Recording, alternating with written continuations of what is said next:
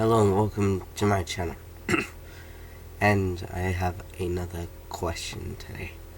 The question is, what does God look like? God is a spirit, and so his appearance is not like anything we can describe. Exodus tells us, "You cannot see my face, for no one may see me and live." As sinful human beings are incapable of seeing God in all his glory, his appearance is utterly unimaginable and too glorious to be safely perceived by sinful man. The Bible describes God appearing to people on various occasions.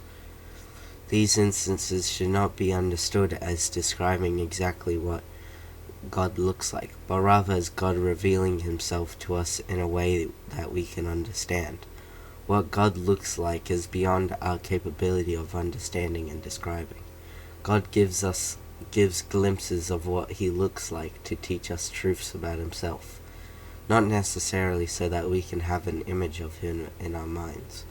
Two passages that powerfully describe God's amazing appearance are Ezekiel chapter 1 verse 26 to 28 and Revelations chapter 1 verse 14 to 16.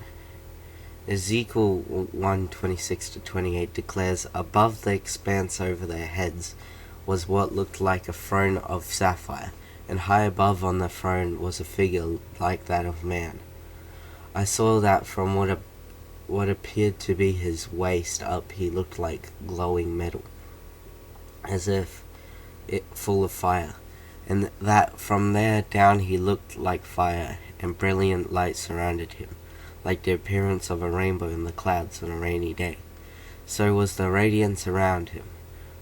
Revelation chapter 1, 14 to 16 proclaims, "His head and hair were white like wool, as white as snow, and his eyes were like blazing fire. His feet were like bronze glowing in a furnace, and his voice was like the sound of rushing waters. In his right hand he held 7 stars, and out of his mouth came a sharp double-edged sword. His face was like the sun shining in all its brilliance." These passages represent Ezekiel's and John's best attempts at describing what the appearance of God. They had to use symbolic language to describe that for which human language has no words. What appeared like the appearance, he looked like, etc. We do know that when we are in heaven, we shall see him as he is. Sin will be no more, and we will be able to perceive God in all his glory. Thank you for listening to this question. I'll see you next time.